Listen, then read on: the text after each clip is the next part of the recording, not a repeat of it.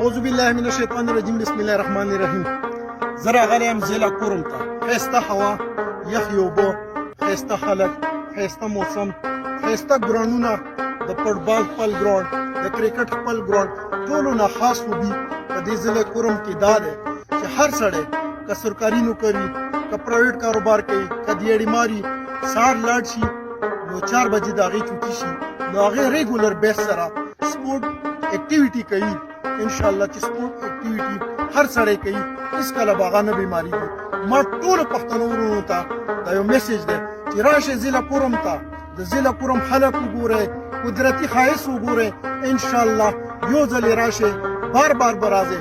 سوات، کالام، مدین، بحرین سیلاب نه متاثره علاقې دي، روډونه خراب دي، څوک چکر ته نشي تللی.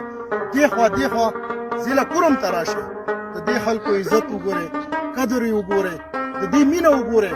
انشاءالله بار بار به سنټر کرم، اپر کرم، لوور کرم، دا ضلع کرم کې دا 3 علاقې راځي. انشاءالله نو تاسو بیا بار بار راځئ. زما ضلع کرم ټولو پښتنو وروڼو ته دا یو میسیج دی چې خپلو کې سره په مینه محبت ژوند تیر کړئ.